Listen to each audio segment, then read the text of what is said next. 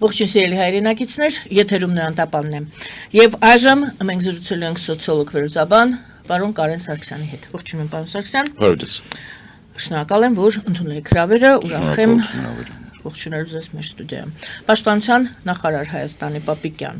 ադրբեջանական կողմի զորքերի տեղաշարժ չկա, գետնի վրա նման երևույթ տեսանելի չէ, արբանյակային նկարները չեն կարող ցույց տալ գնդակները, ուրեմն գնդակահարում են թե չէ կրակելու, չկրակելու պահը, եւ նա ասում է, որ ադրբեջանցիներին ենք մենք դիմել, ասել ենք մեզ ապացույցներ ցույց տվեք։ Ինչ վիճակում ենք մենք գտնվում։ Սա ինչու է Պապիկյանը հարկամարել հայտարարել, որ արբանյակային նկարներ չկան, կարծեմ ասել էր նաև, որ հետախուզական տվյալներ չկան, միանշանակ հետախուզական տվյալներ չկան։ Հետախուզությունը պետք չի պատկերացնել երկրորդ համաշխարհային իրենտորսից շուտ մարդիկ ճորեկտատ գնում են, փշալար են կտրում, բան կոմանդոյի կինոյի պես ներկացված ուզում են վիզուալ բաներ կան, հնարավորություններ կան բավականին խորը նայելու։ Մանավանդ մեզ մոտ այն վայրերում, որտեղ մեր դիրքերը իրանցից բարձր են, իսկ հակառակը շատ քիչ տեղ է, այսինքն հիմնականում մեր դիրքերը ավելի բարձր են, քան ադրբեջանցիները, մենք խորքն ենք տեսնում, շատ խորք է, այսինքն մենք տեսնում ենք պոտենցիալ շարժը, բացի դրանից դա հնարավոր է ռադիոհետախուզության ընթացքում դիտարկել, օրինակ, չգիտեմ, ռադիո սիգնալների փոխանցման ծավալի մեծացում, հատուկ հաճախականությունների վրա ռադիոսիգնալներ, այսինքն որ պրոբլեմ չկա հասկանալու կակուտակում, թե չէ։ Մտավորաբար, եթե պաշտպանության նախարարը ասում է, ինչ որ բան կա, որ ասում, այսինքն ասում է, որ բան չկա, հետևաբար չկա այնպիսի մի իրավիճակ, որ Հայաստանի Հանրապետության պաշտպանության նախարարությունը պետք է արձագանքի որպես։ Բացի դրանից, եկեք բան հասկանանք, որ հիմա գարուն է եւ տեղի ունենում հերթափոխ բոլորի մոտ, համ մեզ մոտ, համ իրանց մոտ։ Դիրքերը ձմեռվանից հետո մանավանդ նրանք, որոնք ձանտակ էին, վերանորոգվում են, տեղեր կան վերակառուցվում են, այսինքն շարժ այսպես թե այնպես պետք է լինի։ Ինչ վերաբերվում է Ադրբեջանի հայտարարությունները 11-12, եթե չեմ սխալվում, վերջի մի քանի օրվա մեջ, դրանք սկսեցին Վալկաստականի այցի ժամանակ, ինքը նույն Վալենտինա Մոտվիենկո, Ռուսաստանի Սենատի նախագահի, եւ միակ երկիրը, որը Ադրբեջանի այս բաներին արձագանքեց,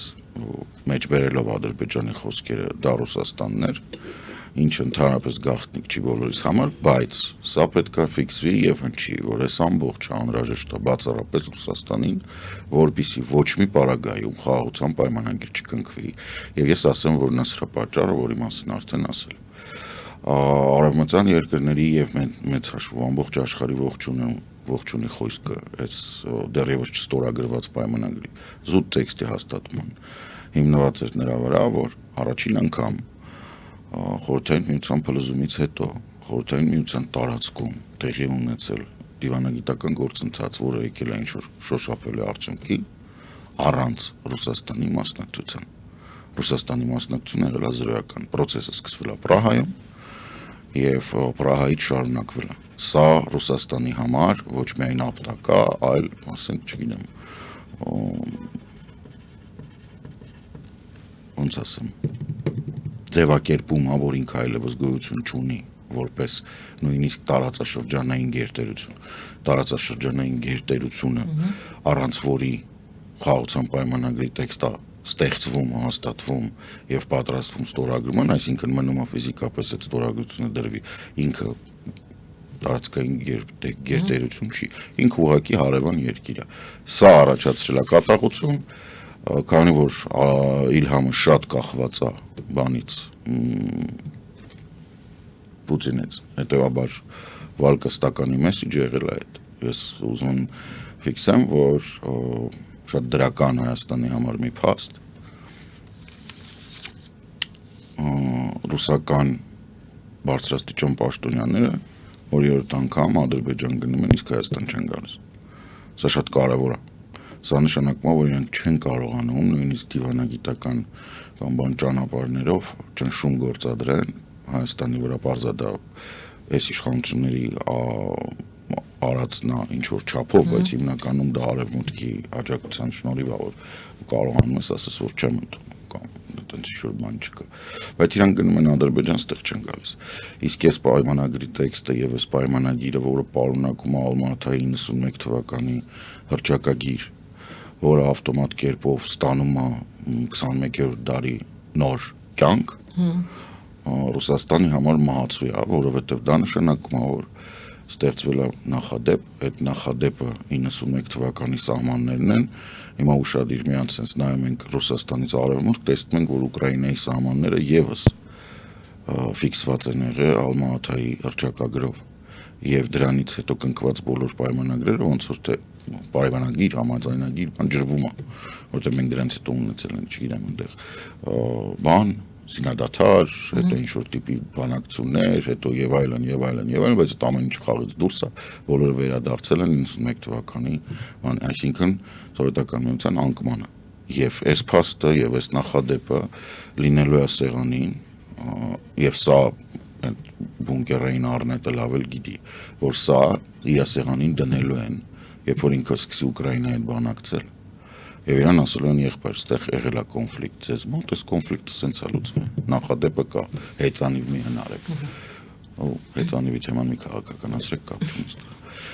Ռասմուսենի այցին մենք անդրադառնանք, դեռ տեսնենք ինչ նոր զարգացումներ կան, հենց նոր ստացվեց Ադրբեջանի արձագանքը Արարատ Միրզոյանի ելույթին, եւ Ադրբեջանը միանգամից որոշեց իր դիրքորոշումը հայտնի ոչ միայն Արարատ Միրզոյանին ի պատասխան, խոսքը գնում է ռազմագերիների մասին, այլ նաեւ ընդհանրապես այս պայմանագրին, խաղաղ պայմանագրի հետ կապված նա ասաց, որ Հայաստանն էր առաջինը դուրս հանել իրենց, մի շարք մեղադրանքներ եւ մի շարք նորից պահանջներ Հայաստանից։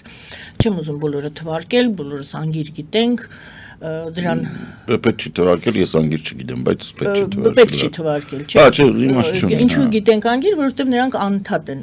ուրեմն հայտարարում։ Եկեք փորձենք պարզապես այս պահի դրությամբ պաշտպանության նախարարը ասում է մենք ոչ մի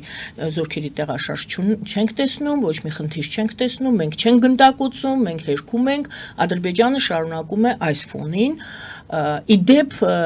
այդ Միացյալ Նահանգների ներկայացուցիչների եւ հեռախոսազանգից հետո եւ այցից Բաքու, Մոսկվայից Բաքու այցից հետո կարծես թե Ալիևը ամենօրյա ռեժիմով 2-3 անգամ օրվա ընթացքում տալիս է, որ Հայաստանը գնդակոծում է։ Եկեք պարզապես ձեր գնահատականը ինչ է անում Ալիևը։ Ասեմ, գնահատականը շատ պարզ է։ Տրամպի քաղաքականությունը տարածաշրջանում ես գնահատում եմ բացասական։ Իրան ներկայացուցիչի այցը Բաքու առանց Հայաստան այցի ես գնահատում եմ բացասական։ Ես ենթադրում եմ, որ արտաքին, ասենց ասեմ, արտաքին ցուցիչներով կարելի է ենթադրել, որ Ամերիկայի Տրամպի ներկայացուցիչ, այնտեղ շատ կարևոր է հասկանալ պետդեպի եւ Տրամպի անձնական ներկայացուցիչի տարբերությունը։ Տրամպի համար անձամբ աշխարհում գոյություն ունի բացառապես Իսրայելի շահեր, ուրիշ շահեր գոյություն չունեն։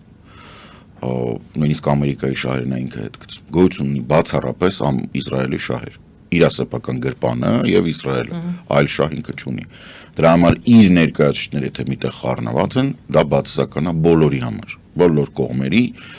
շատ ծիծաղալ է այդ թվում Իսրայելը, բայց լավ է, իր կարճ խելքից է։ Ես ենթադրում եմ, որ այնտեղ եղել է, որ պետք է ստորագրեք, որովհետև դե ինքը տենց հայտարարել է, որ խաղաղություն է ուզում։ Նրանք ասել են կա պայման, որ մենք չստորագրենք հարցականի նշան, են ասել, հա դե եթե հայերը սկսեն կրակել, կարակ չստորագրեք։ Եվ այս ամբողջը երկու բան ունի, Ալիևի ոչխարները եւ օվալ կաբինետում նստած անձնավորությունը, որովհետեւ սենց ասեմ, սրա դեմ կարելի է առնել, եթե Հայաստանում ԱՄՆ-ի դեսպանատանը աջակցենք, որպեսզի իրանք հայտարարեն, որ որևիցե կրակոց չկա, այսինքն այս թեմայով որ լինի հայտարարություն, կամ ինչ-որ բան, կամ պարոն Ռասմուսենն աստեղ ենթադրում եմ, որ իր միջոցով էլ է կարելի դա հասցնել համապատասխան օղակներին, որ Հայաստանում որևիցե բան չկա, Հայաստանի սահմաններին, նորից եմ կրկնում, գոյություն ունի երկու մոտեցում, ստեղ պետք է հասկանալ, մենք սովորենք, որ Ռուսաստանն է հիմնականում տենց կամ ասենք տոտալիտար երկրները, բայց պետք է արդեն սովորենք, որ ԱՄՆ-ում էլ է տենց, գոյություն ունի մի խումբ, որը ուրիշ նպատակներ ունի, ուրիշ նպատակներով է իշխանության։ Այսինքն մենք ունենք Ռուսաստան, որը չի ուզում, որպեսզի այս խաղաղությունը կնքվի, որտեղ այս խաղաղությունը կրկնում կնքվելուն պես ֆիքսվում է թղթի վրա եւ միջազգային բաներում, որ Հայաստանը եւ Վրաստանը ամբողջությամբ անցել են եվրոպական ճամբարը։ Սա ձեռք չի տալիս ոչ Ռուսաստանին, ոչ Տրամփին, Ամերիկային չէ, Տրամփին։ Տրամփը պաշտոնապես հայտարարում է, որ ինքը Եվրամիության Եվրոպայի թշնամին է։ Ինքը ասում է, որ Եվրոպան ստեղծվել է, որպեսզի Ամերիկային ինչ անի, screw up անի, դա չի թարգմանվում հայերեն ցենզուրայի մեջ։ Չեմ կարող թարգմանել, բայց նրանք ովքեր անգլերեն գիտեն, հասկացան ինչի մասն է խոսքը։ Եվ սա բավականին վտանգավոր է թե մեզ համար, թե տարածաշրջանի համար, թե բոլորի համար, որովհետև մենք չունենք որևէ հիմք պնդելու, որ այնտեղ կա իրոք սրացում, բայց մենք ունենք հիմք պնդելու, որ Տրամփը Պուտինի հետ փորձում է պայմանավորվել, մասնավորապես արդեն իսկ հնարավոր է շատ մեծ հավանականությամբ, որ ասում են likely, այսինքն 50% հավանականությամբ, մի փոքր ավել, պնդել, որ ինքը Ուկրաինան վաճառում է Իրանի դիմաց, եւ մենք վերջի խոսակցությունը Պուտին-Տրամփ տեսանք, որ ինքը Ուկրաինան հանձնելուն պես Ռուսաստանից ստացավ հայտարարություն, որ Իրանը չպետք է ունենա միջուկային զենք, այսինքն ինքը վաճառում է Ուկրաինան տալիս է Պուտինին, դրա դիմաց ստանում է Պուտինի Իրանին չաջակցելու խոստումը եւ այդ կոնֆլիկտ սենց է խաղում։ Իր համար ոչ մի երկիր սուբյեկտություն չունի, ինքը անձամբ համարում է Բոլտոնին, որ լսում եք, ասում է ինքը համարում է, որ ինքը Պուտինի ընկերն է, ու հակառակը։ Լրագրողները բրիտանացի հարցնում են, դուք ոնց որ դուք եղել եք այդ բանակցությունների մեջ, դուք ինչ եք կարծում, ինքը ասում է ցենզուրայից դուրս, ինքը ասում է, որ Պուտինը Տրամփին օգտագործում է որպես նապկին, անձեռոցիկ։ Այսինքն ընդհանրապես շան տեղ չի դնում, ինչը մենք գիտենք, որովհետև Տրամփը շատ հեռատես չի, լավ կրթված չի, մեծ հաշվով կրթություն չունի, չի պատկերացնում ինչի մասն է։ Ինքը լավ չի հասկանում ընդհանրապես, ինքը կարող պատկերացնում է միջազգային հարաբերություններ, ինչպես կորպորատիվ հարաբերություններ, կորպորացիաների միջև, եւ համարում է, որ գոյություն ունի 3 խոշոր կորպորացիա, մեկը ինքն է, մեկը Չինաստանն է, մեկը Ռուսաստանն է, ուրիշ խոշոր կորպորացիա չկա։ Այդ իր խնդիրն է։ Ես իրականում անձի դերը պատմության մեջ այդ մշտական վեճը, հիմա նոր լաբորատոր բան ունենք, իրավիճակ ունենք, հա, Տրամփ, որը տապալեց Ամերիկայի տնտեսությունը, Տրամփ, որը տապալեց միջազգային հարաբերությունները, սարանում իհարկե մեղքը շատ մեծ է նաև եվրոպական երկրների, ինչ իրան գիտակցել են եւ փորձում են դուրս գան, որովհետեւ երկար տարիներ համարվում էր, որ Ամերիկայի ժողովրդավարական ինստիտուտները կկարողանան այս հարցը փակեն, դեռևս Ամերիկայի ժողովրդավարական ինստիտուտները պայքարում են ուղղակի ժողովրդավարության պահպանման համար։ Մենք գիտենք, որ դատարանները ակտիվորեն փորձում են կասեցնել Տրամփի որոշումները, USAID-ը փակեցին, բացել տվեցին, շենքը վերադարձնել տվեցին այդ Ռոնալդ Ռեյգանի շենքը, բայց ամեն դեպքում դեռևս այդ ներքին իմունիտետը, որը Ամերիկայի Միացյալ Նահանգները ունեին, դեռևս բավարար չի նույնիսկ մասկին հանել թեմայից, ել չասած կասեցնել Տրամփի անկանոն քաղաքականությունը, որը ինքը չեն հասցնում կասեցնեն բոլոր բացասական քայլերը, սա վտանգավոր է, սա իրոք վտանգավոր է, սա ոնց որ 13 տարեկան երեխային միջուկային զենքի բան տաս, կոճակ, դա անհնար է։ Եթե ես ճիշտ հասկացա, դուք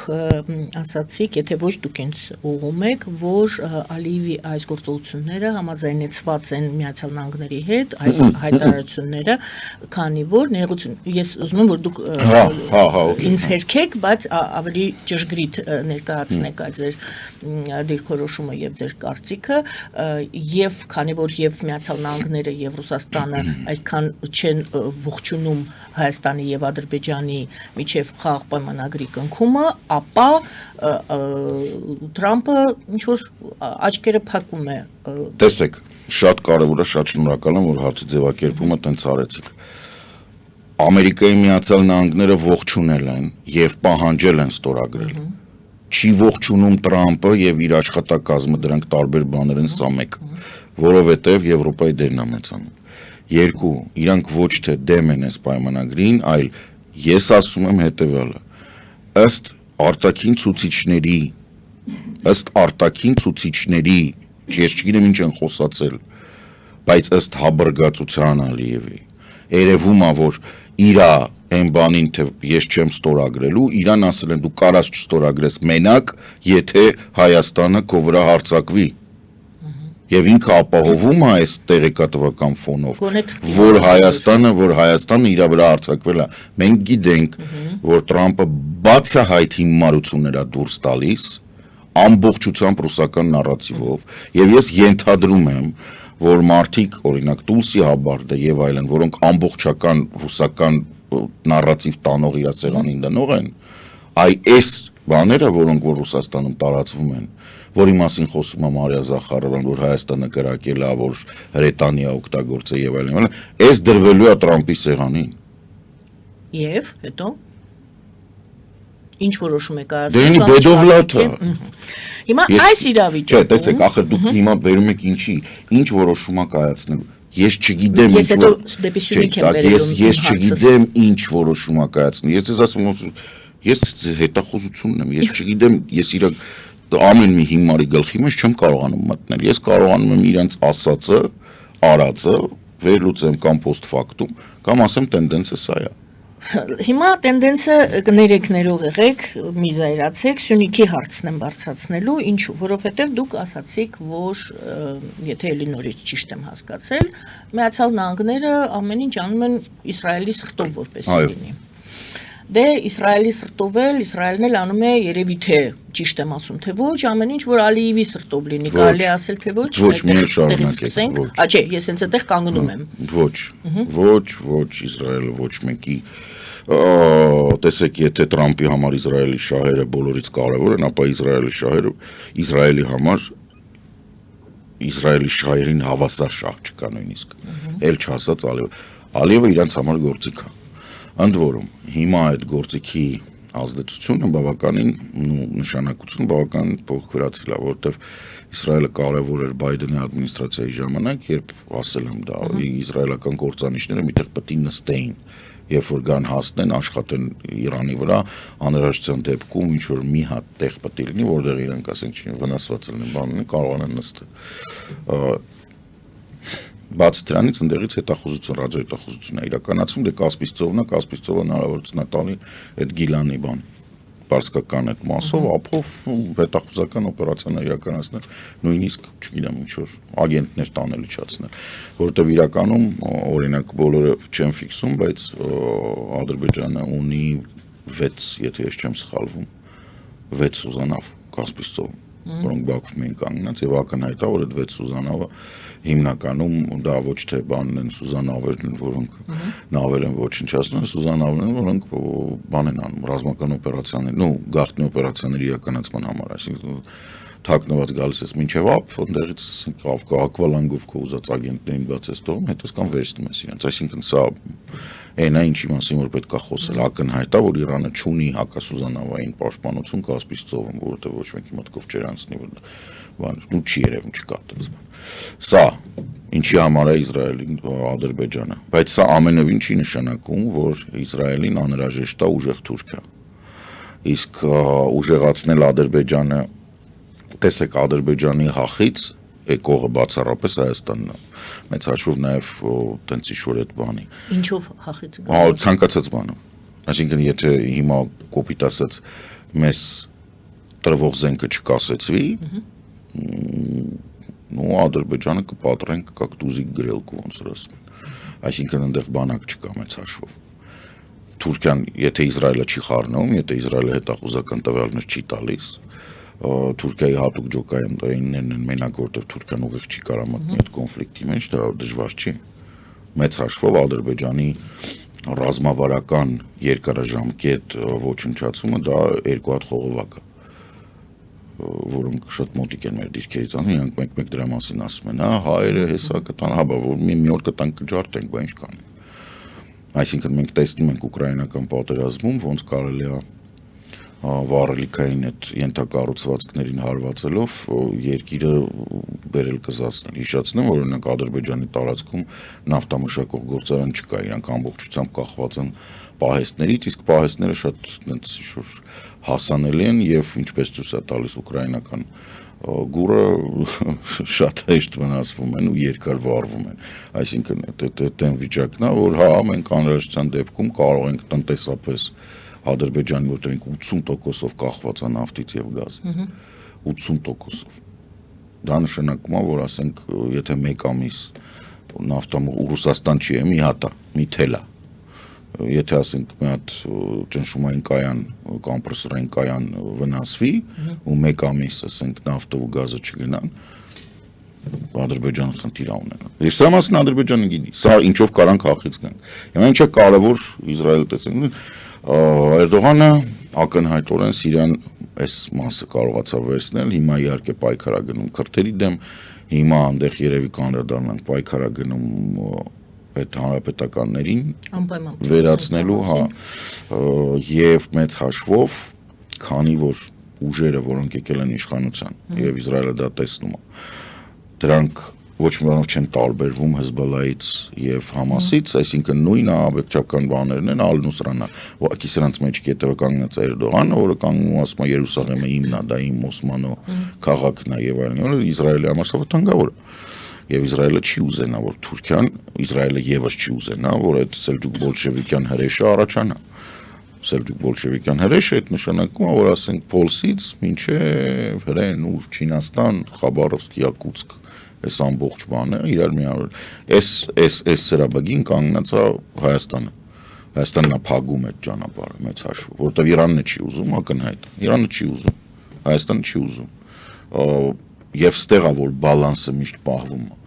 Հենց ստեղ է որ նաև ինչ որտեղ Ամերիկան, երբ որ Բայդենի կամ բանի ժամանակ թույլաtsնում է Իրանի վրա ճնշումը, որովհետև իրանք էլ են հասկանում, որ դա պետք չի։ Դա ոչ մի այդ մեծ բանը խաղացողը ոչ մեկին պետք չի։ Դա ավելնորդ է։ Ոչ Չինաստանին է պետք, ոչ Թուրքաստանին, ոչ մեկին։ Պետք է բացառապես Ռուսաստանին, որտեվ ինչու, որտեվ նախ Ռուսաստանը ղեկավարվում է ոչ պակաս հիմար գյադով, որը համարում է, որ ինքը կարա կառավարի, իրան թվում է ինքը կնստի այդ բանի գահին։ Դա այդպես չի, որովհետև մեծ հաշվով մենք բոլորս գիտենք, որ իրանց կանայք խելքները գնում է թուրք տղամարդկանց համար, այսինքն Կաբաևան հաստատ իրան կմորթի մի հատ ջահել թուրքի համար, էլի մոռացեք, չի կարալ։ Եվ խնդիրը բացի Ռուսաստանից բոլոր մեծ խաղացողների համար հետևելն է, ինչների սա պետք մոտավորապես 500 միլիոնից մինչև 1 միլիարդ, որտեղ շատ արագ են բազմանում, ովքեր ունեն ապլոմբ, ովքեր համարում են, որ աշխարհը իրանցն է, ովքեր չունեն կրթություն, չունեն քաղաքակրթական ներդրում, կներեք, սա ոչ մի բան չի, շովինիզմ չի, քսենոֆոբիա չի, չունի, սելջուկները չունեն համաշխարհային ներդրում, ոչ մի, սրանք ուղղակի բան են, զավթիչ են, իրանք ոչ մի բանի հիմք չեն կարող հանդիսանել, սա մեծ, շատ սոված, շատ չկրթված, շատ չտես, շատ չուզող, շատ չար կոնգլոմերատ է, ազգերի, որոնք մեծ հաշվով իրար ատում են, որտեղ օրինակ ղազախները համարում են, որ թուրք աշխարհի առաջատար ինքն է։ Էրդողանը ասում է ես եմ։ Ղազախները ասում են դու ոնց որ թե լազ ես։ Այսինքն իսլամ ընդունած վրացի ես, դու թուրք չես։ Ինչ նորմալ է, որտեղ թուրքական դեմքը դա ղազախների դեմքն է։ Ուստեղ գալի հայտնում է Օրբանը, որը ասում է թուրքը ես եմ։ Եվ Թուրքիայի ղեկավարը, պատկերացնում եք, չէ՞։ Բացի դրանից կա ղրղզները, որոնք համարում են, որ ղազախները ով են եղել, որտեղ հիշեցնեմ, որ բավականին երկար սովետական միության ժամանակ դա բաներ ղրղզական հանրապետություն էր, իսկ ղազախները դա ինքնավար հանրապետություն էին Ղրղզստանի մեջ։ Այսինքն ստեղ էս ամբողջ բան, իրանք միասին չեն, բայց իրանք բոլորը սոված են։ Իրանք բոլորը չտես են, իրանք բոլորը չուզող են։ Դուք ոչինչ չեք կարող գտնել, որը իրանք աշխարհին տվել են։ Բայց կարող եք բազմաթիվ բաներ տեսնել, որոնք իրանք ոչնչացրել են։ ով չի տեսնում սա բոլորը տեսնում են։ Դրա համար տենց ինչ-որ բան է, մոտեցումները տարբեր են։ Բրիտանացիք համարում են, ու անգլո-բրիտանական այդ բլոկը, սենց է, բրիտանացիք փորձում են կառավարեն, ֆրանսիացիները փորձում են պայմանագրերով բանով, բայց ճնշած պահեն, եւ սա շատ նուրբ խաղ է։ Այս նուրբ խաղի մեջ օվալ կաբինետում նստած անձնավորությունը ինքը բացասական ջոկերն է, ինքը վատն է, ինքը պետք է չխառնվի, որտեղ ինքը չի հասկանում ինչա կատարում։ Ինքը նախորդ ադմինիստրացիաների 80 տարվա ստեղծած այդ ամբողջ փափուկ ուժի գործիքը մեկ շաբաթվա մեջ ոչնչացրեց։ Հիմա շատերը ասում են կվերականգնվի։ Ես ձեզ ասեմ, դուք երբևից եք վստահել ամերիկյան կառավարությանը։ Ասենք ոնց կարաս դու բանը համաշխարհային ամենակարևոր այդ զզվում եմ ստեղի ազատության գրասենյակից։ Ես համարում եմ, որ սրանք Լևոնի որջն են, ամենավատ բանն է Հայաստանում, որ եղել է, իրանք լևոնական են բոլորը, ինձ համար անընդունելի, բայց 88-89 թվերին Ամերիկայի ձայնը եւ բանը շատ կարևոր դեր էին տանում մեր այդ պայքարը։ Երեխա է, բայց հիշում եմ, տանը լսում էին, բան էին անում։ Դուք ինքներդ ասեցիք Թրամփին մի նույնականացրու այժմ Միացյալ Նահանգների։ Հա, բայց եթե Միացյալ Նահանգները կարողանում են ընտրել Թրամփին, մյուս անգամ ոնց հավատանք։ Չես կարող։ Հակակառավարական ցույցեր Թուրքիայում, քանի որ Թուրքիայի մասին ենք խոսում, եկեք փորձենք հասկանալ ինչ է այնտեղ կատարվում։ Ես պարզապես կարճ ասեմ, որ Էրդողանը դուրս եկավ 3 առաջին անգամ արձագանքեց, այնտեղ փոթորիկ է արդեն 3-4 օրը, ասես դե փոքր ինչ որ զանգված է, դե ուշադրություն էլ չեմ դարձնում։ Արդյոք իսկապես նա կարող է ուշադրություն չդա։ Ինչ է կատարվում,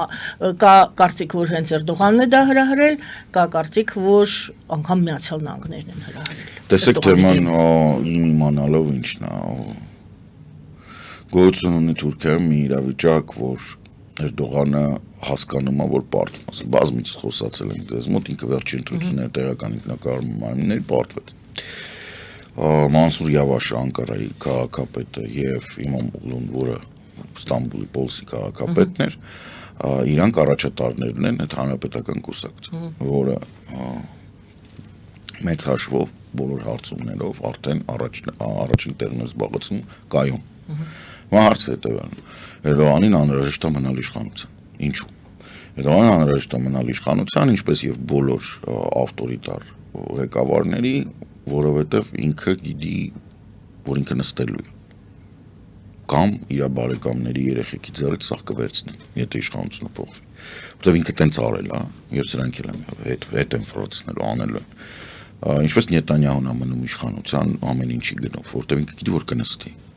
Ինչպես եւ Տրամփն է փորձելու մնա, ինչպես Պուտինն է մնում։ Հասկանում եք բոլորին բան, ինչպես Իվանիշվիլին է մնում, ինչպես Ալիևն է մնում, այդ բոլոր մարդկանց մոտ արդեն անձնական է, որտեղ իրանք այնքան սխալներ են գործել։ Էրդողանը ինչ է անում։ Էրդողանի փորձելով այդ ամեն ինչ իրականացնել, այսինքն երկարաձգնել ցանկալի անժամկետ սարքել իր կամ իր որդիների կառավարումը, ինքը արեց մի քայլ, որը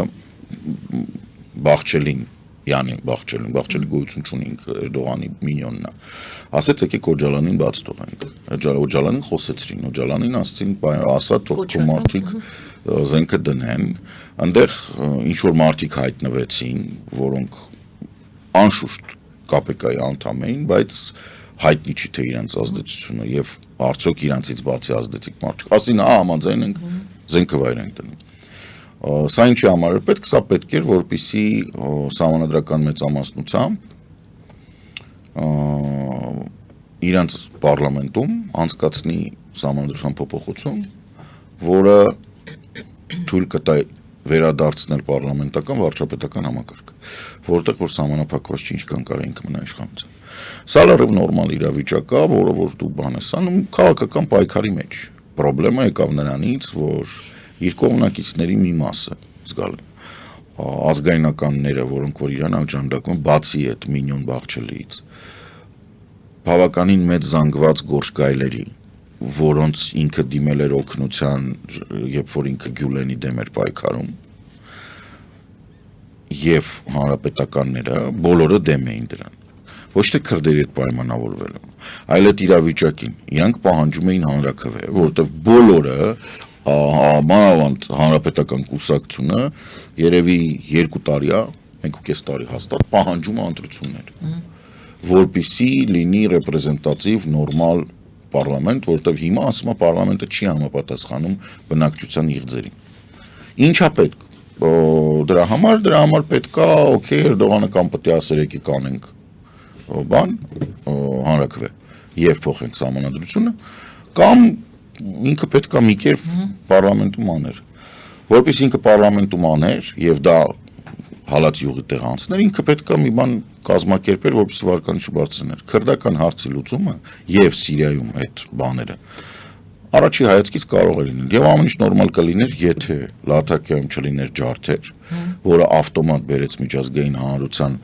ուշադրությունը ոնց որ sense ֆոկուս եկավ էլի վրան, ասին տղա ջան, ես չհասկացանք դու ոնց որ ասում ես դու նորմալ մարդ ես։ Այս քո բաստարդները ինչ մի եղերն են անում նորից այնտեղ, էնել ռուսների հետ նորից, այդ ֆլեշբեքերը առաջացավ, որովհետև ոնց որ Արցախի հարցը փակ չի, ու մեկ էլ նորից Ռուսաստանը եւ Թուրքիան ինչ որտեղ քրիստոնյաներ են կոտորում, բարև ձեզ կարող է դուք ապուշ եք։ Այս նույն խաղն եք խաղում, սա բերեց բացականի ընդ որում նաև իր մոտ իր ընդդիմության մեջ եւ ինքը որոշեց անել մի բան, ինքը որոշեց ընդդիմության առաջատարին ձերբակալել, հայտարարեց, որ քանի որ Իմամ Օղլուն իրականում Իմամ Օղլուն շատ հետաքրքիր է, հիմա գրում են ակտիվորեն, որ ինքը Պոնտոսի հույն է, ուղղակի թուրքացրած։ Քանի որ Իմամ Օղլում առաջի համալսարանը, որ սովորել է եղել է Հյուսիսային Կիպրոս, ինքը հետո տեղափոխվել է, բան ասաց դիպլոմը չեղարկում եմ։ Դե որ դիպլոմը չեղարկում, ինքը չի կարող մասնակցի ընտրությունների։ Որ ինքը զգաց, որ ամբողջ հասարակությունը բարձր ծիծաղաց վրան, ինքը ասաց, հա, համել կաշառակեր է։ Ու ձերբակալեց Իմամ Օղլունի եւ էլի 100 հոգու, իր առնվազն 100-ից ավել։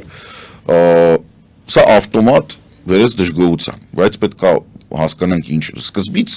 30-40 հոգի էին դուրս եկել միտինգի։ Հետո դուրս եկավ երիտասարդությունը։ Պետք է sense որ ամբողջ sense գիծը տանեք, կտեսնեք, որ օրինակ Քլիչ Դարողուն գնացել է Իմամ Օղլուի ընտանիքի մոտ տուն, որպեսզի ցույց տա աջակցությունը։ Ամբողջ հանրապետական կուսակցությունը ամբողջ բաներով դուրս են եկել, ասել են, որ սա քաղաքական պայքար է, եւ սրան միացել է նաեւ Մանսուր Յավաշը։ Մանսուր Յավաշը Անկարայի քաղաքապետ։ Այս երկու քաղաքները իրենց բաներն։ Ընդ որում սա բավականին հետաքրքիր իրավիճակ է ստեղծում, որոշ տեղեր որոշ սոցիալական խմբերի մոտ Մանսուր Յավաշի վարկանիշը շատ ավելի բարձր է, քան Իմամ Օղլուի։ Այսինքն այստեղ խնդիրը գնում է sense, որ նախնական պլանները, որ նայում էր ինչա գրած, որ Իմամ Օղլումն, այսինքն Պոլսի քաղաքապետը կգնա առաջի համարով, Մանսուր Յավաշը, այսինքն Անկարայի քաղաքապետը կաշխատի արևելյան շրջաններում այդ ռեդնեկների, այդ գյուղական համայնքներում, որտեղ իրավարկանիշը ավելի բարձր է։ Ակնհայտ է, որ այս մարդիկ բան են, տարբեր արժեքային են, բայց հիմա Էրդողանը ստացավ շատ ավելի վատ իրավիճակ, որովհետև ինքը Պոլսի քաղաքապետին եւ իր շուրջը կանգնած մարդկանց ձերբակալեց, շուտ հեքիաթ պատմեց, այն բանից շուտ տվիտեր ա գրում։ Այսինքն նես չի էլի, որ կարացել բանի Նավալնի չի, որ տանեն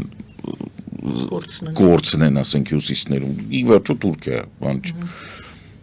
Փոքր է էլի, ուսումս շատ տեղ չես կարա։ Բայց առաջնորդությունը մնաց Մանսուր Յավաշին, իսկ Մանսուր Յավաշի վարկանիշը այն շրջաններում, որտեղ որ ուզում եմ ասել Տրամպը, Էրդողանը զարմանալիորեն պարտվեց, լեռնային գյուղական բան, այնտեղ որտեղ որ իսլամիստներն էին միշտ կրում, բայց հիմա պարտվեցին։ Այդտեղ սրա վարկանիշը ավելի բարձր է։ Պարզա որ Պոլսը, Սմիրնան, Անկարան, չգիտեմ, Ադանան, Տրապիզունդը, դրանք երբեք բան չեն, Տրապիզունդը սուտ ասեցին, նրանք կտան։ Այդ խոշոր քաղաքները արևմտյան ափի, իրանք երբեք Էրդողանին ձեն չեն տա, կամ իսլամիստներին։ Հա, իսլամիստներին կամ բաներին ձեն կտան այդ գյուղական համայնքների։ Սրանք կգնան ինչ որ մեկին ձեն կտան, հիմա դե Մանսուր Յավաշն է, այ եթե ինքը Մանսուր Յավաշին վերցներ, ապա կարող է հանրապետականը զրկվեր գյուղական եւ լեռնային շրջանների աջակցությունից, որովհետեւ նրանք շատ անձնավորված բան են։ Բարձր որ Պոլսը անձնավորված չի, Պոլսը գաղափարների հետևից է գնում։ Սա կյանք տենց է։ Այսինքն այստեղ հաշվարկը սխալ էր։ Եվ քանի որ հաշվարկը սխալ էր եւ իր այս հայտարարությունը, որ ոչ բան չի կատարվում։ 80 տարեկան 4-ած դիմենցիայով բձեքը պետք է ռադա լինեն քաղաքականությունից, որտեվ իրանց ամեն մի արածը ծիծաղ առաջացնում ու բերում է ֆանտաստիկ վատ արդյունքների։ Ես չգիտեմ Տրամպը, Տրամպին լավ վերաբերում, Էրդողանը ոնց է որոշել, որ փոքր է։ Իրան թվում է ինքը, որ YouTube-ը փակում է, մարդիկ չգիտեն ինչ է կատարվում։ Չէ, իր հույսը են, որ ինքը մնացել է, ինքն է իր հեռուստատեսությունն է, ինքը հիմա կասի մի քանի մարդ, ու իրան կհավատան ու ոչ մեկ դուրս չի գա։ Տղա ջանը տենց չի է։ Սա ներքին պայքար է ու այս ալիքը հարցնում եմ։ Թե դրսից արտաքին ինչ որ ուժերի կողմից գուցե ներքին պայքարը ի սկզբանե էր, հիմա արտաքինն էլ միանա, սրա նշանակետը, սրա վերջը ինչ եք կարծում, Էրդողանը մտահոգվելու թեմա ունի։ Միանշանակ ունի, որովհետև առաջի օրը տեսեք ոնց որ Հայաստանի չասեմ պատասխանատվությունը, կոնտակտային բանը իր վրա ստանձնել է Ֆրանսիան, ինչպես Ադրբեջանին է Բրիտանիան, Թուրքիային է Գերմանիան, եւ պետք է հիշեցնեմ, որ ամենաառաջի օրը, ես ուղղակի շատ եմ հետևում դրա համար տեսա, ամենաառաջի օրը, բուկվալն 1 ժամ հետո Գերմանիան ասեց ձերբակալությունը անընդունելի է, բաց թող։ Իսկ Տրամփն ու Պուտինը ասեցին մեր գործը չի։ Այսինքն էլ եմ ասում 4-ած բիձեկ 80 տարեկան ես կոչ եմ անում բժիշկներին դիմել այդ մարդկանց, ասել գնացեք թոշակի։ Բայց դա բժիշկները չպետք է անեն, հասարակությունը պետք է անի, հասարակությունը չունի այդքան ուժ։ Հասարակությունը, քանի որ իրանք ժողովրդավարական նորմերից հեռու են, իրանք ժողովրդավարական կերպ չեն կառավարում։ Ձեզ տարական օրինակ բերեմ, Հարավ Աֆրիկայից ներմուծված, ապօրին ներմուծված մեյմունը, որը հիմա քանդում է ամերիկյան ժողովրդավարության հիմքերը, ինքը ոչ ընտրված, ոչ նշանակված։ Այսինքն դու չես կարող Տրամպին գնալ, ասել ժողովրդավարական մեխանիզմներով կլինի գնաց թոշակի։ Իրան բժիշկը կարա ասի։ Ձյաց հիվանդ ես, ռադոտ-քաշի գնալ, նույն բանը Պուտինին։ Ոնց եք պատկերացնում, ինչ ժողովրդավարական մեխանիզմ է աշխատում Պուտինի մոտ։ Մենակ բժիշկը, մենակ Կաբաևան։ Կամ էսենց ալիք գուցե։ Չի աշխատում սա։ Չէ, ի վերջո իրանք զենք են կիրառել։ Ի վերջո, տեսեք, սա բանը Նավալնիի պատմությունն է։ Սպանելու են։ Սկզբից ինքը ուղղակի Պուտինը սկզբից նստածնում էր, հետո թունավորում էր, հետո մարդկանց ծեծում էր, լարում էր Ռուսաստանից, վերջում պրծավ նրանով, որ սպանեց։ Ինչ տարբերություն։ Նույն բանն էլ ստեղ է, որովհետև երբ որ Թուրքիայի կառավարությունը պայքարում է Օջալանի դեմ, դա մի բան է։ Երբ որ Էրդողանը պայքարում է իր իշխանության համար, դա ուրիշ բան է։ Թուրքիայի թեման որպեսի վերջացնենք հայ-թուրքականն էլ նայենք, Մարգարան, ներողություն։ Մարգարայի անցակետը բացվեց, 10 օրով բացվելու է եւ Հայաստանից Սիրիա հումանիտար բեռներ են գնում, դեորայք եւ այլն։ Ինչպես է գնահատում, ինչ տեղի ունեցավ, այսպես ասած։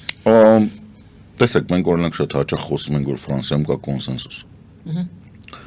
Հայաստանի հետ հարաբերություններով։ Գրեթե նույն բանը գոյություն ունի Թուրքիայում։ Թուրքիայում Հայաստանի թեման զբաղեցնում է այս վերջի այցը չհաշված, որից հետո իրականում երկրորդ եւ երրորդ էշելոնի թերթերում, առաջի էշելոնի թերթերում տես բան չի գրվել ԶԼՄ-ները, երկրորդ երրորդ էշելոնի բաներում, որոնք որ հիմնականում տարածվում են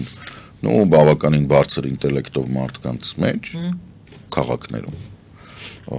which is բանը, տենց կարող ենք ասել, որ այո, Թուրքիայի վերնախավը կարդում է, տեղեկացված է եւ այլն, ինտելեկտուալ վերնախավը նրանք ովքեր բան։ Բայց սա մեզ ոչ չի տալի, որտեղ այդ մարդիկ ի սկզբանե էին պատրաստներ այդ համագործակցել։ Այսինքն մեզ իրականում պետք կլիներ Մանսուր Յավաշի հետ հանդիպել, որ իր անդրազանգվածին հասկացնել, որ ամեն ինչ օքեյ է։ Բայց ամեն դեպքում Թուրքիայում Հայաստանի սահմանի բացելու չբացելու հարցը տեղակայված է անհասկանալի քայլերի բանում, որտեվ իրականում որ բան ես անում, դու շատ հաճախ հանդիպում ես կարծիքի, որ կներեք էլի խիափակ։ ինչ են կարևոր փագը։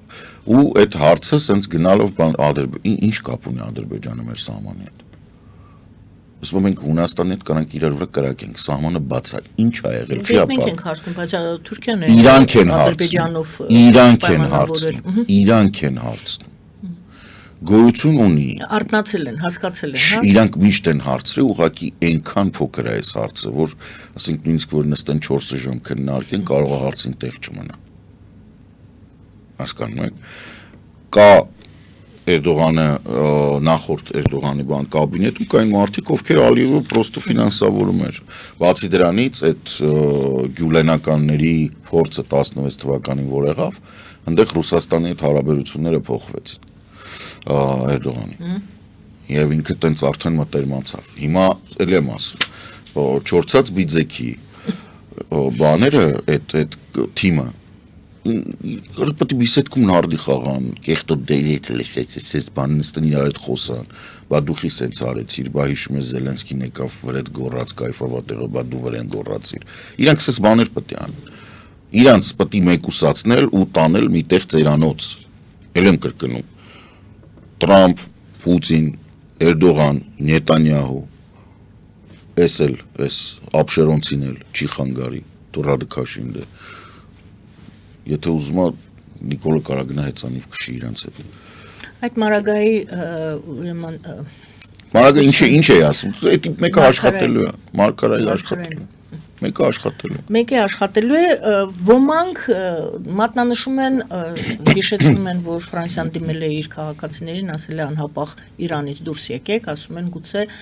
դա կօգնի նաև ֆրանսիացիները այդ ճանապարհով դուրս գան, եթե գտնվում են Թուրքիայում, գտնվում են Իրանում։ Իրանից դուրգյան Թուրքիա։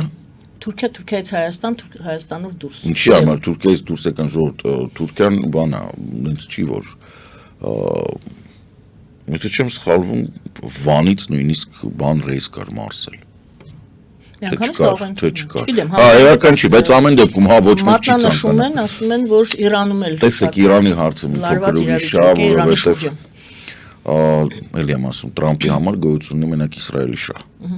Ինքը ամեն ինչ պատրաստ է, բայց քանի որ հիմա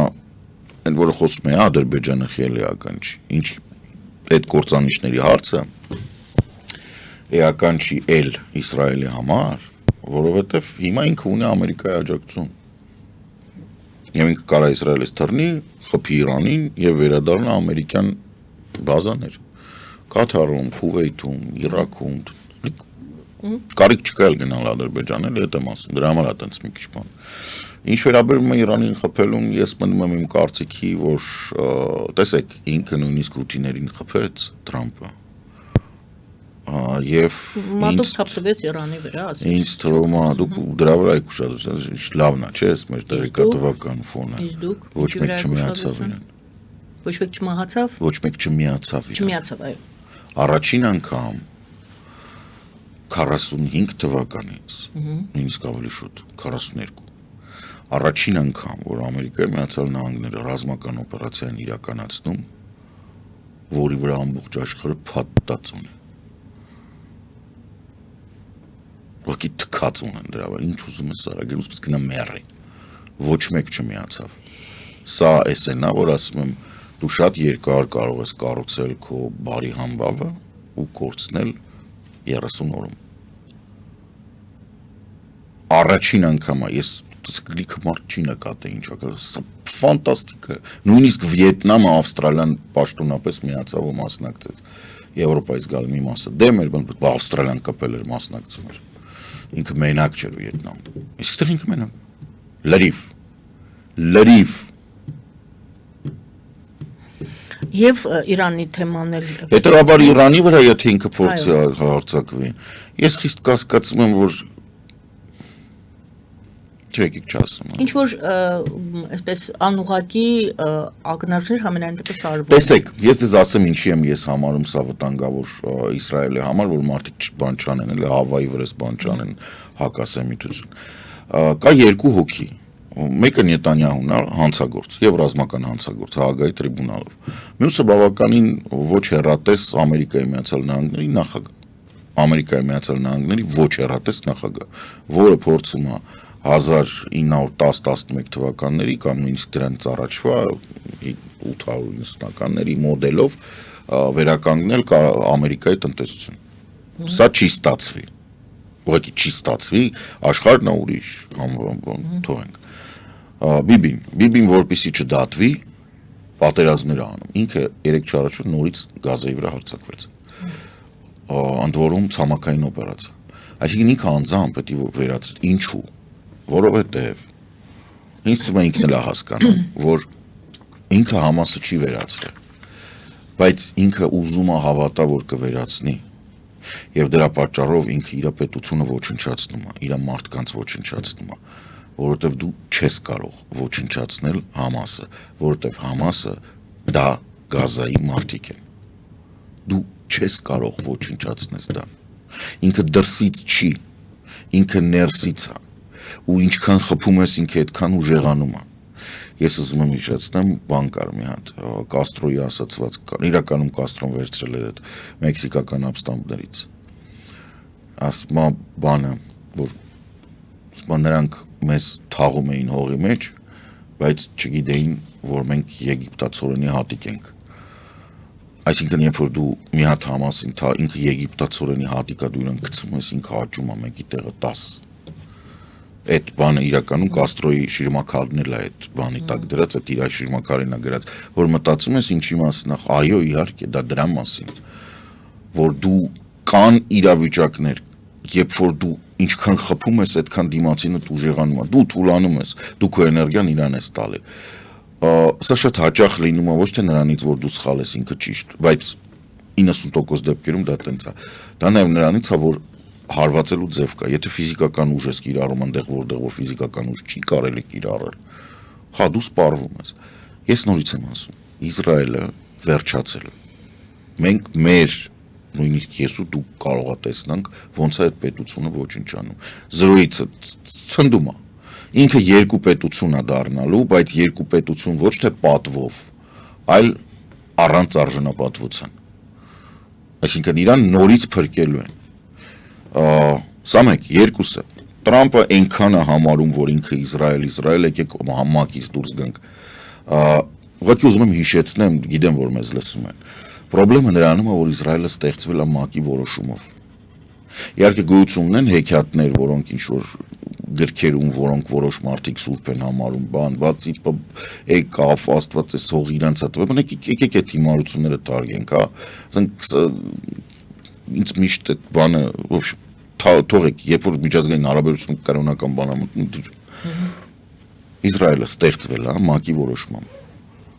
Եթե Ամերիկան եւ Իսրայելը ՄԱԿ-ից դուրս են գալի, Իսրայելը պետք է գոյություն չունենա, որովհետեւ Իսրայելի գոյության միակ երաշխիքը դա ՄԱԿ-ի փաստաթղթերն են։ Ոչ մի ուրիշ հիմք չկա այդ պետությանը տեղ գտնվելու։ Իսրայել պետության չեմ ասում հրեաները չպետք է ապրեն Պաղեստինում, այդ իրանց հողն է, իրանք պետք է ապրեն։ Բայց Իսրայել պետություն, որ ունի սահման, մայրաքաղաք, դիվանագիտական ծառայություն, բան ինչ որ այս ամեն ինչը գոյություն ունի, որովհետև ՄԱԿ-ը որոշել է։ Եթե դու ասում ես ՄԱԿ չկա, օքեյ, այդ դեպքում դու էլ չկաս։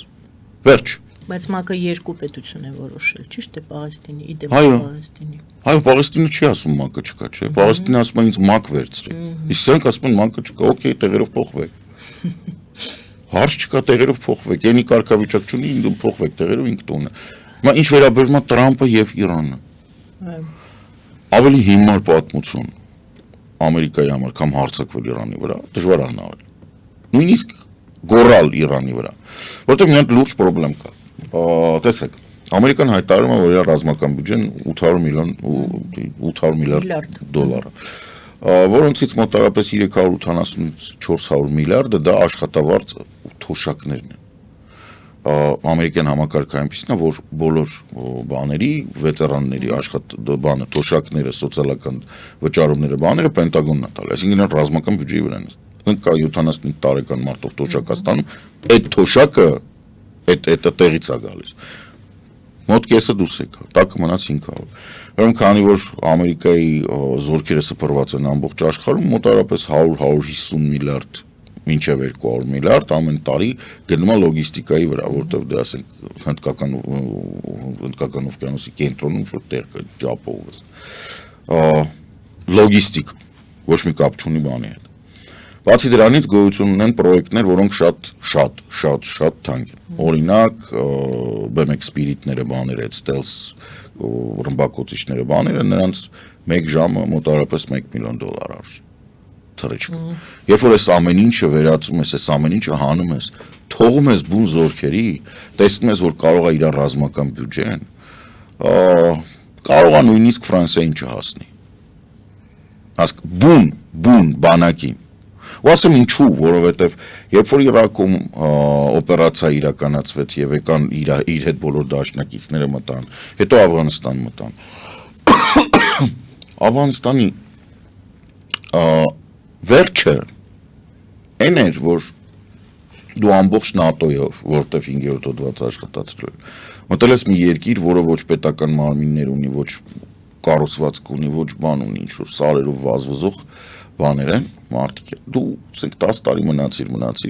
թե ավել նույնիսկ, երբ 2003-ին մտար, շատ 20 տարի մնացիր։ 2020-ին դուրս եկար, չէ՞, Բայդենի ժամանակ։ Հրաշալի է, ինչով վերջացա, ոչ մի բանով։ Ոնց տալիբների իշխանության էին, երբ որ դու մտար, այտենց տալիբների իշխանության մնացին, երբ որ դու դուրս եկար։ Ոչ մի բան։ Մա ինչ վերաբերում է Իրանին։ Իրանը քանակով ավելի շատ է, տեխնոլոգիապես ավելի զարգացած է։ 6000 տարվա պատմություն ունի, որը Ամերիկան հələ 300 անգամ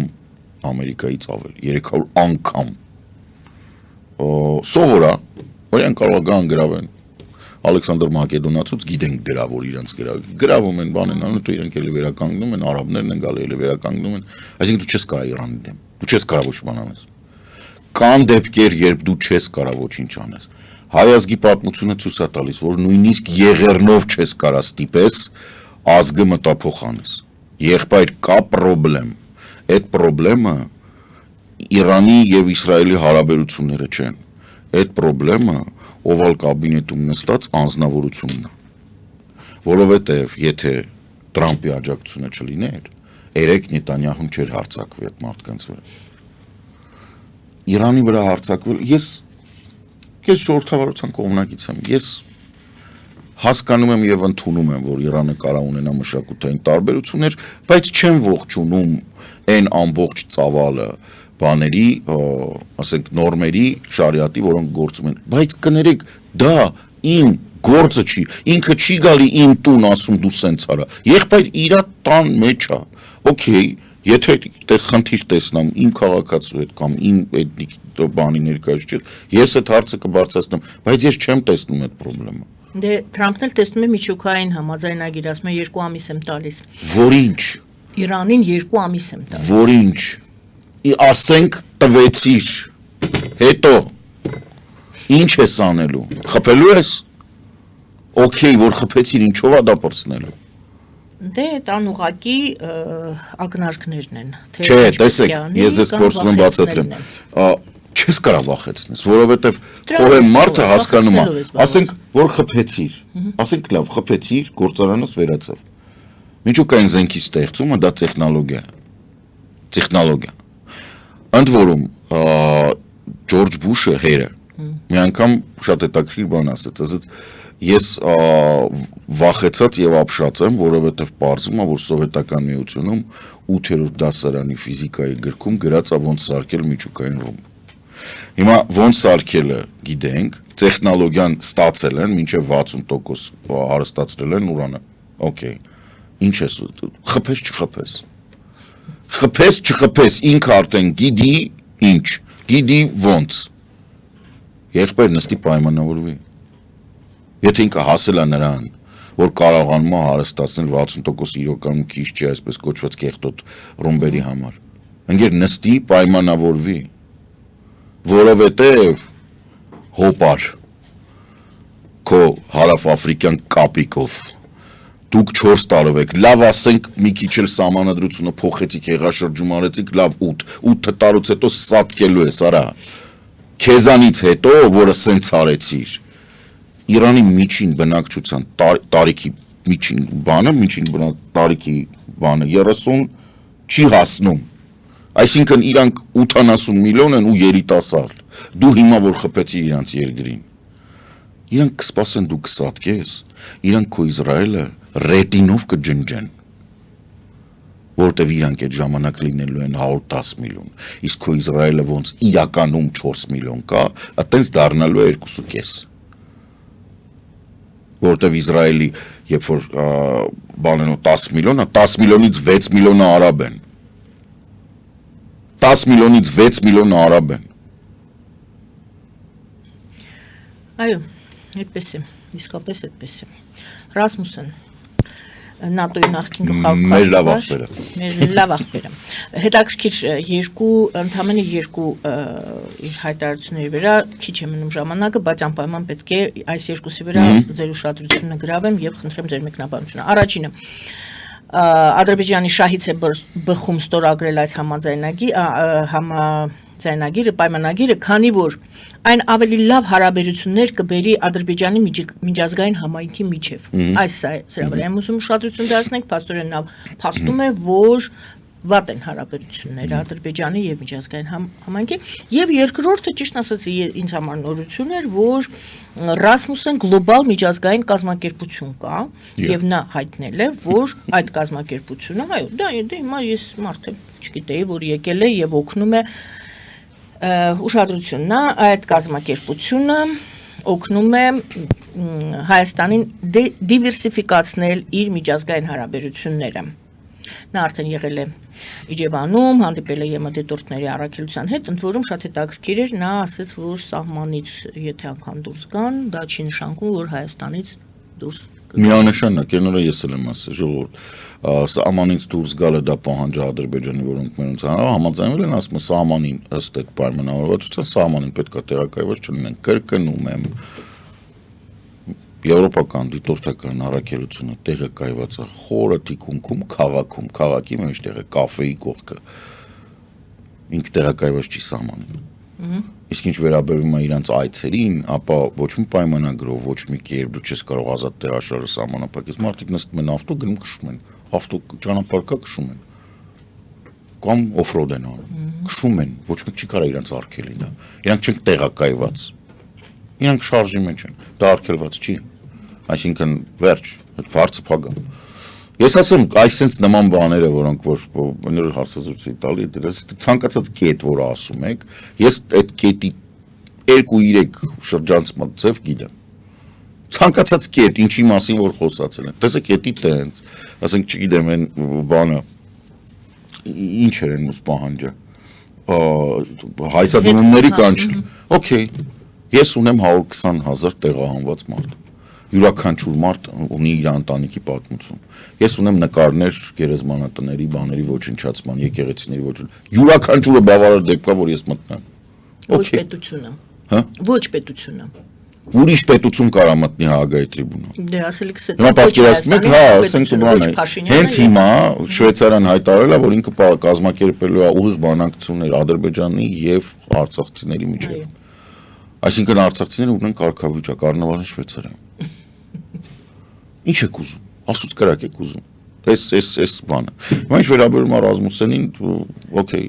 չէ, այս Հայաստանին եկել է և օգնում է դիվերսիֆիկացնել իր միջազգային հարաբերությունները։ Ինքը չգիտի, որ ինքը չի օգնում դիվերսիֆիկացնել, ինքը օգնում է, որ մենք գնանք դեպի Եվրատլանտյան կառույցներ, ուղղակի որպեսզի Նիկոլը չնեղանա, ասում է դիվերսիֆիկացում։ Չգիտեմ, այսօր այդ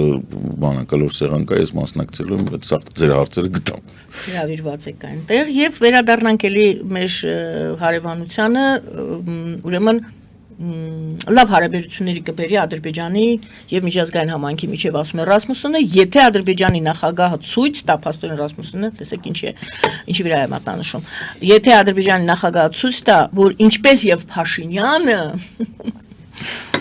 նպատակ ունի հաստատել խաղաղություն։ Ալիևը չունի այդ նպատակ, բազմիցս ասել եմ, սահմանը բացվելու է, արդեն իրենց բաներն էլ են գրում, ինքս տպավորությունից որ մեզ լսում թարգմանում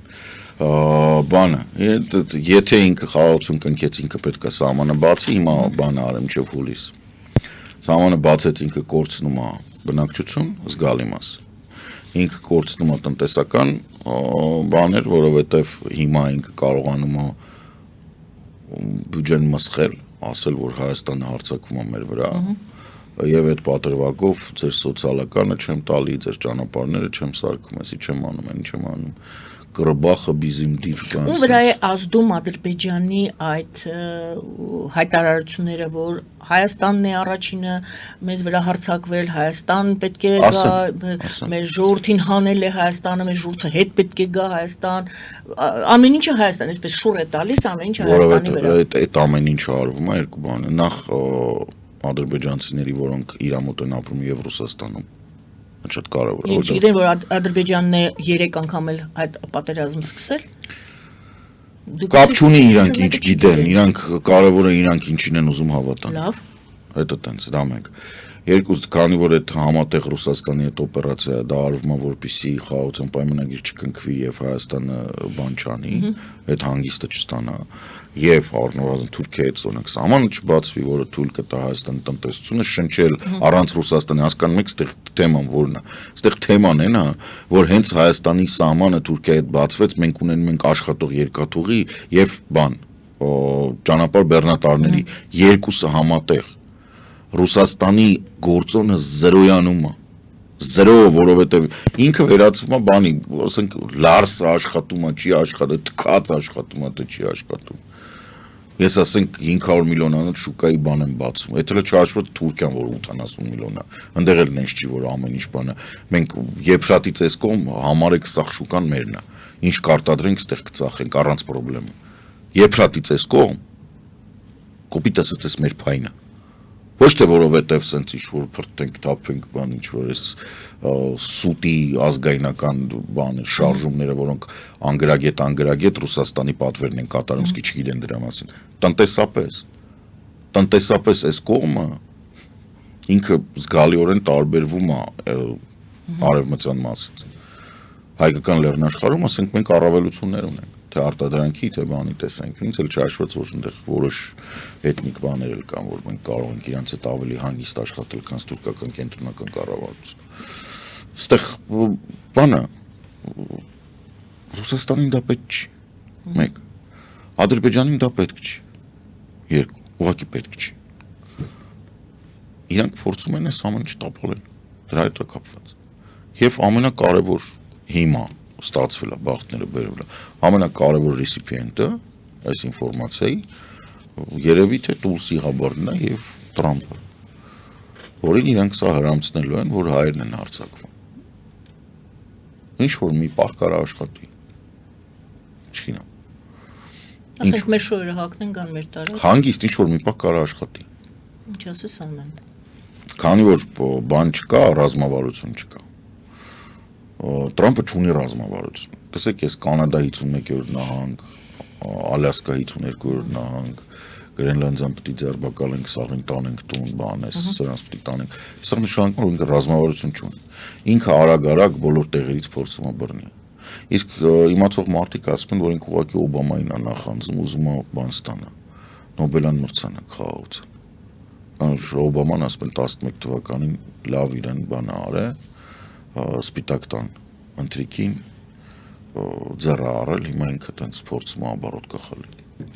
Ամենավերջում Ուկրաինայի արտգործնախարարի ղեկավարի ձևակերպումը Ուկրաինան պատրաստ չէ տարածքների զիջումների հաշվին Ռուսաստանի հետ պատերազմ դադարեցնելու պայմանավորվածություն ձեռք բերել։ Պատրաստ չենք մենք։ Սլավա Ուկրաին։ Սոցիոլոգ վերլուծաբան Կարեն Սարգսյան, շնորհակալություն։ Շնորհակալություն, չվախեք։ Շնորհակալություն սիրելի հայրենակիցներ, զրուցու վար մեր Գայան Առաքելյանը, բարին անձես։